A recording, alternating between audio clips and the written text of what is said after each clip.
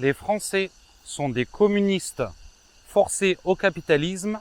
Les Chinois sont des capitalistes forcés au communisme. Bienvenue sur Sino-France.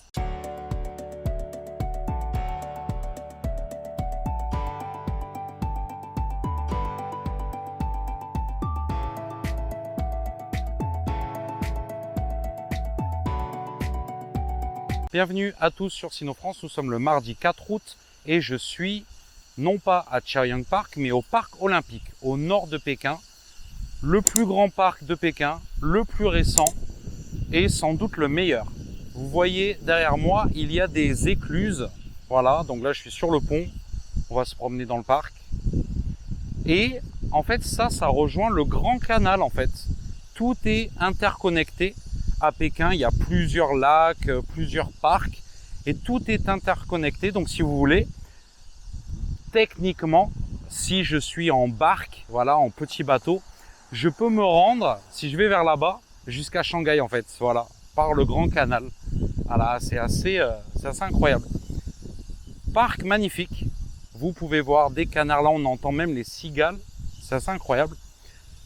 Bon, j'espère que pendant le générique, vous avez pu réfléchir à cette petite phrase, cette petite citation apocryphe. Voilà, on ne sait pas qui c'est qui l'a dit cette citation, mais elle parle en fait, elle parle. Sujet de la vidéo, voilà, comment ça se passe à Pékin, en Chine, en 2026. Voilà, chaque année, je fais un petit peu le bilan annuel. Là, mes 10 ans en Chine approchent. Comme vous le savez sans doute, j'ai grandi à Taïwan, donc bon voilà, en tout, si on additionne tout, ça fait 15 ans. Hein.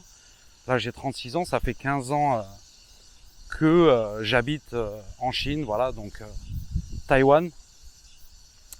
Et donc, ben voilà, chaque année, je fais un peu le bilan. Ah, là, il y a une femme qui fait du tai chi, mais voilà, elle est toute seule. Un peu bizarre, d'habitude, ils sont en groupe. Je vais vous faire profiter de ce parc en même temps parce que vraiment, il est top.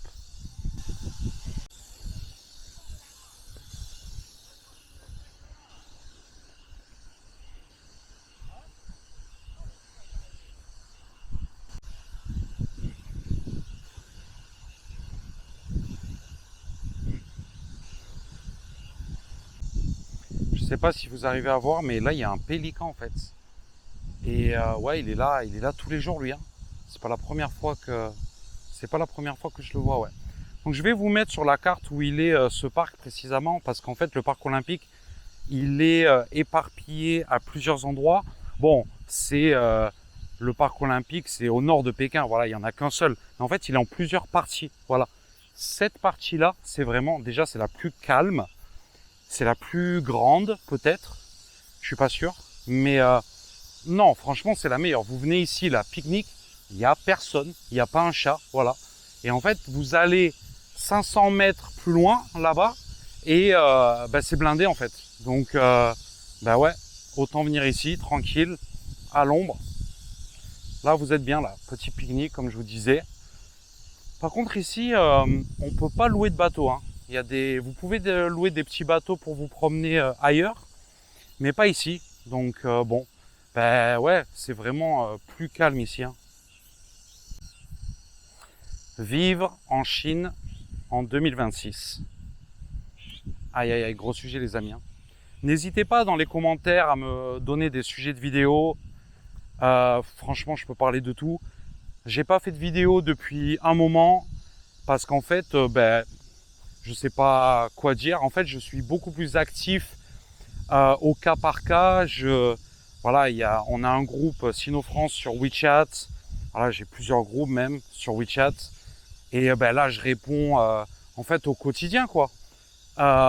Mais c'est vrai que voilà, donc n'hésitez pas les amis à envoyer des commentaires. Et moi, je parle de vraiment ce que vous voulez, des news sur la Chine. C'est tous les jours, il se passe des dingueries et ça vaut le coup.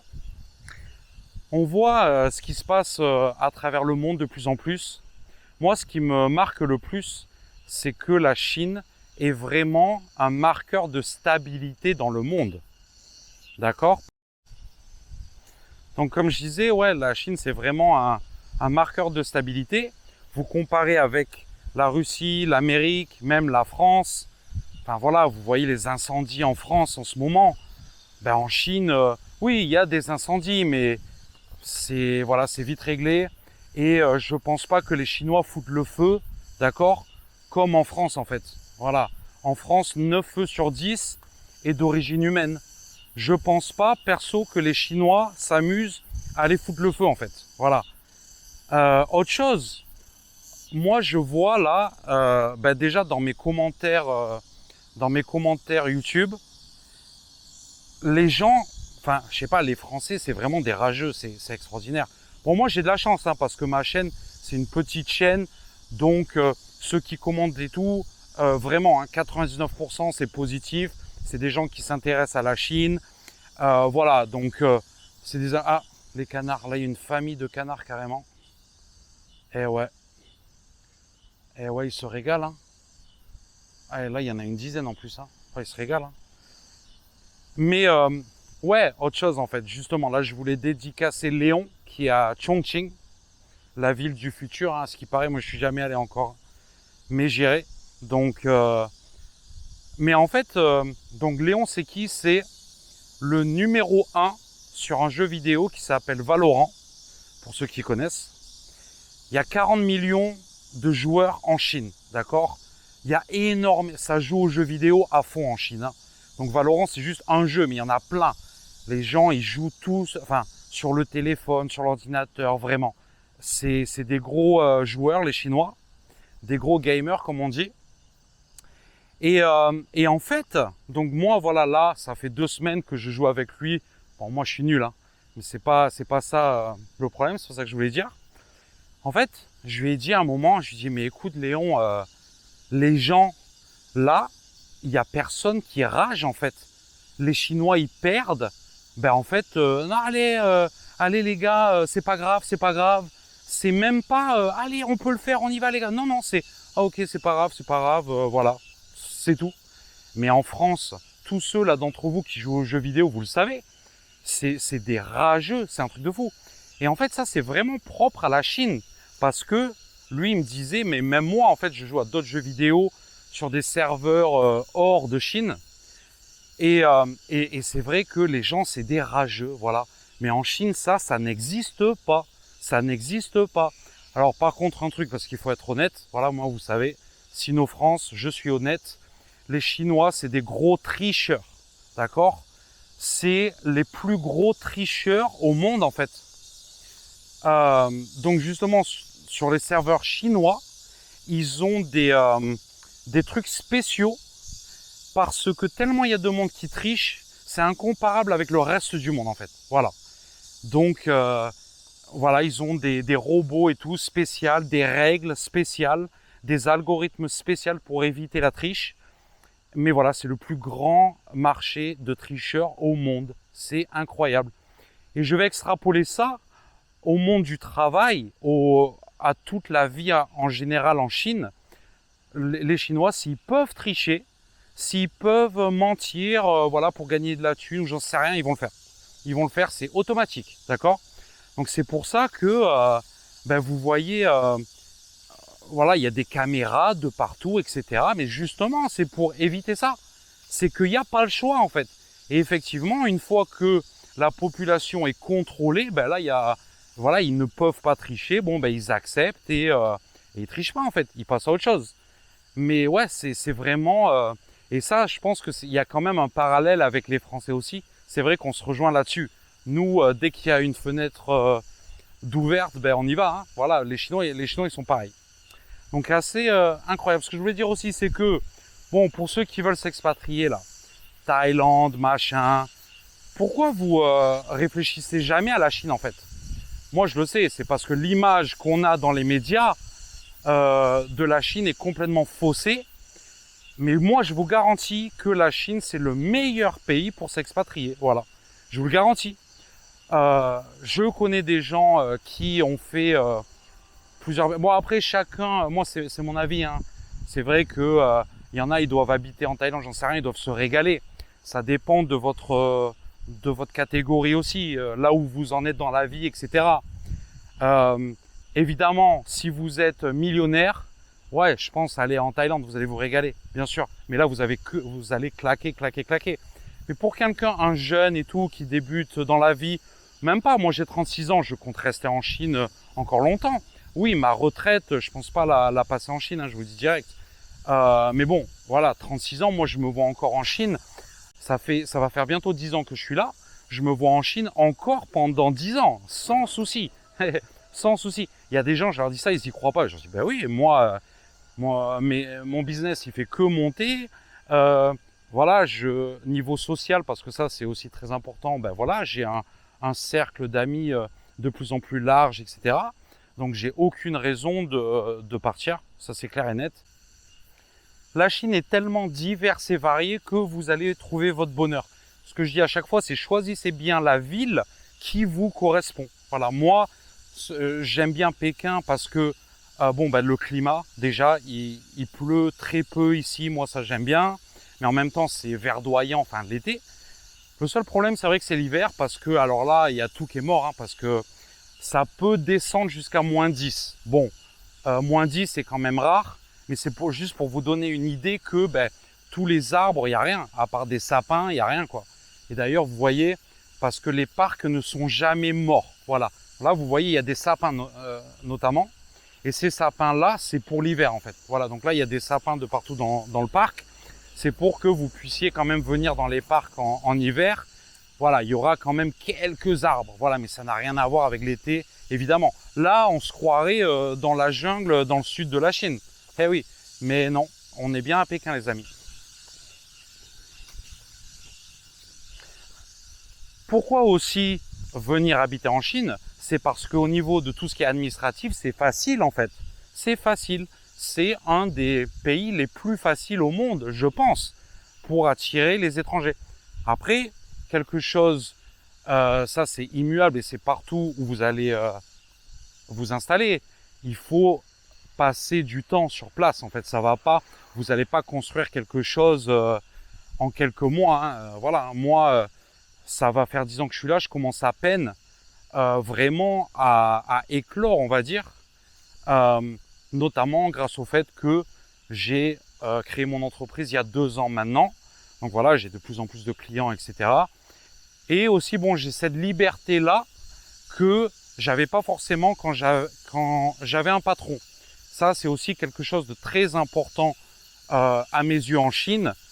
En Chine, être salarié, c'est pas le top, hein, parce que c'est vraiment à l'ancienne en fait. Tu suis le patron, tu te tais et c'est tout.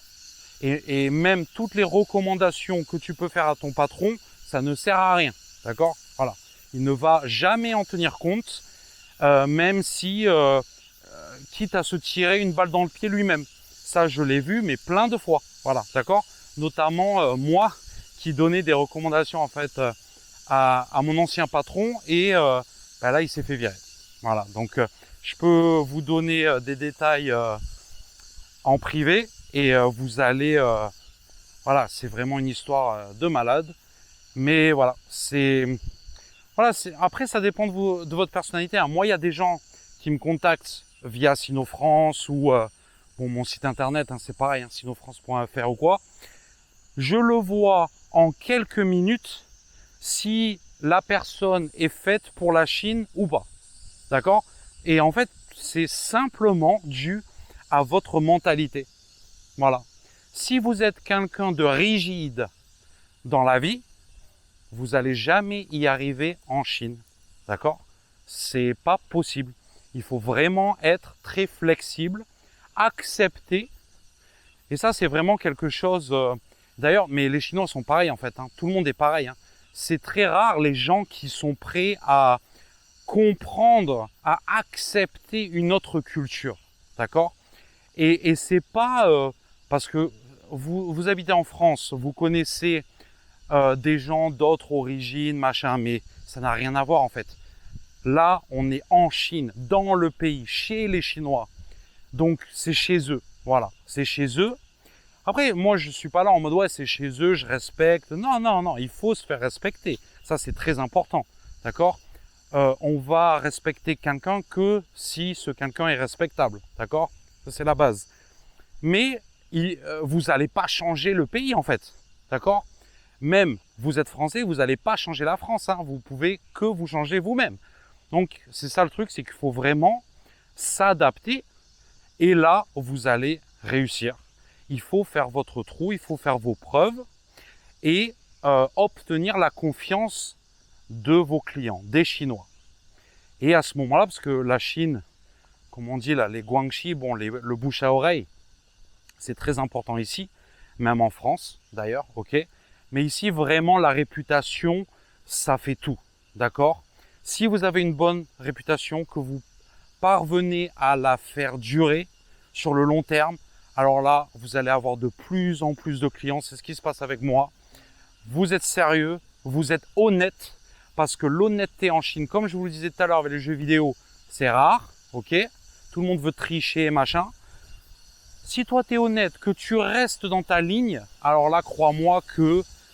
mais en fait, c'est pas les Chinois, les amis. C'est juste que le marché, il est tellement énorme ici, que, en fait, c'est normal les arnaques. Tout est à l'échelle, en fait. Voilà, tout est à l'échelle du pays. Donc, ouais, voilà. Mais après, c'est à vous de, où que vous soyez, vous allez avoir vos cercles, n'est-ce pas? Vos cercles d'amis, vos cercles dans le business. Voilà, en Chine, c'est pareil. Il faut que vous arriviez à créer vos cercles et évidemment, toujours entreprendre et toujours essayer de découvrir, de rejoindre des nouveaux cercles, rencontrer des nouvelles personnes et voilà, mais toujours dans cet esprit de long terme, d'accord? Voilà, et c'est jamais trop tard de commencer quelque chose maintenant, d'accord? Parce que tu commences quelque chose maintenant, dans 2 ans, tu seras content de l'avoir commencé. Bon, ça c'est un principe de vie universel, ça marche pour tout. Tu commences le sport aujourd'hui, tu commences les études aujourd'hui, dans 2 ans, dans 3 ans, tu seras encore vivant, d'accord? Voilà, tu seras bien content d'avoir ton diplôme, d'avoir commencé le sport, j'en sais rien, tout ce que tu veux. Bon, la femme qui fait son tai chi, là, j'ai fait un petit sourire, elle était morte de rire. Aïe, aïe, aïe, on voit de ces trucs. Mais ouais, donc les amis, la Chine, c'est le futur, c'est sûr. Alors, tout n'est pas rose, hein, d'accord, mais les Chinois vous le diront eux-mêmes. Il y a plein de problèmes en Chine, ok? Il y a plein de problèmes. Et encore une fois, c'est à l'échelle du pays. Donc, c'est des problèmes. Mais en fait, toi, en tant que Français, tu vas dire, ah, mais c'est un truc de fou, machin. Mais c'est à l'échelle du pays. Les incendies en France, ça, c'est un truc de fou. Parce qu'à l'échelle de la France, c'est énorme. Voilà. Mais un incendie comme ça en Chine, c'est quoi? C'est rien, en fait. Eh oui. Parce que bon, la Chine, c'est la superficie et la population. C'est les deux. Je vais finir la vidéo en parlant de cette vidéo YouTube que vous avez peut-être vue. Je ne sais pas si c'était sur TF1, mais il me semble que c'était un grand média français où il parlait des images exclusives de 1989, Tiananmen. Bon, moi, c'est mon année de naissance en plus. Et en fait, alors là, mais incroyable, la mauvaise foi occidentale dans toute sa splendeur. Vraiment. Mais alors là, je vois des vidéos, mais vraiment, moi, je vous la démonte en 2 secondes. Toutes ces vidéos-là sur la Chine. Envoyez-moi les vidéos, que je puisse les démonter, mais en 2 secondes. Alors, ce reportage-là, en l'occurrence, je sais pas, je crois qu'il dure une vingtaine de minutes. Hein, il est assez long. Et effectivement, il y a des images exclusives. En fait, c'était la femme d'un diplomate belge. Voilà, elle avait sa caméra en 89. Ils sont blindés. Vous vous rendez compte, ils sont blindés là. Bon, bref, on s'en fout qu'ils soient blindés, tant mieux pour eux. Et bref, elle a filmé, elle a documenté, incroyable. Bon, bravo à elle, hein, quelque part, d'avoir eu ce réflexe. Et en fait, donc toute la vidéo, tu regardes et tu te dis, ah ouais, c'est incroyable, c'est des enfoirés, machin. Mais la dernière minute de la vidéo, c'est là vraiment la clé, en fait. Et c'est là qu'elle se tire elle-même une balle dans le pied, en fait. Elle dit, oui, mais en fait, ils ont envoyé l'armée parce que ils n'avaient pas d'équipement anti-émeute. D'accord? Les CRS, hein? Les gilets jaunes là, les gilets jaunes. Vous connaissez les CRS quand même, d'accord? Bon, donc du coup, ils ont envoyé l'armée. Qu'est-ce qu'ils ont fait immédiatement après? Ils ont investi dans des boucliers anti-émeute, voilà, mais des trucs vraiment basiques. Ils n'avaient pas ça, ils n'avaient pas. C'était 89, ils sortaient, il n'y avait rien les amis en 89 en Chine, il n'y avait rien. Donc voilà, bon, ils avaient l'armée, ils ont envoyé l'armée parce qu'il n'y avait que ça. Et là, la femme, elle finit et elle dit, ah ouais, mais en fait, moi je pense que s'ils avaient pas eu, eu des boucliers anti-émeute et tout, ben ils auraient pas envoyé l'armée, il y aurait eu des flics avec les boucliers, fin de l'histoire. Voilà. Mais en fait, faites le parallèle avec aujourd'hui en France, d'accord? Et bon, il faut se remettre aussi à l'époque. Voilà, donc écoutez, dites-moi dans les commentaires, je sais que voilà, c'est un sujet sensible, machin. Bon, voilà. Et je sais pas pourquoi ils ressassent ça 36 ans plus tard. Comment je sais que c'est 36 ans plus tard? Parce que moi j'ai 36 ans. Voilà, donc là on parle de choses qui sont arrivées il y a 36 ans les amis. Hein. Oh là là, non mais au bout d'un moment, vous voulez quoi là? Parce qu'en fait la Chine ne fait rien de mal. Donc il faut aller chercher les vieux dos. Pourquoi? Je ne comprends pas. Je ne comprends pas, d'accord? Et rappelez-vous s'il vous plaît de ma première phrase, ma citation apocryphe du tout début de la vidéo. D'accord? Voilà, je terminerai là-dessus. N'hésitez pas, commentez, likez, partagez. Faites-moi un don parce que s'il n'y a pas beaucoup de vidéos, c'est aussi parce que ben, tout ça c'est bénévole, d'accord? Donc j'ai pas que ça à faire. Mais bon, et même des commentaires, ça me suffit les amis. Hein. S'il y a plein de commentaires, je ferai de plus en plus de vidéos. Hein. Même pas besoin de payer. Hein. Donc voilà, moi ça me fait plaisir évidemment. Si je fais des vidéos, c'est un kiff avant tout. Hein. Voilà, contactez-moi aussi, il y a mon site internet, trouvez mon contact, email, WeChat, WhatsApp, j'en sais rien. Il n'y a aucun souci. Voilà, et moi, vous savez que 99% de ce que je fais, c'est bénévole, hein, d'accord? Donc même vous voulez démarrer un business, on en parle, on en discute. Si je suis libre, moi, c'est avec plaisir. Voilà, donc aucun souci. Et voilà, ceux qui sont déjà passés par mes services le savent. Voilà. Merci les amis, si vous êtes restés jusqu'à la fin, n'hésitez pas à me le faire savoir et je vous dis à la prochaine. Ciao.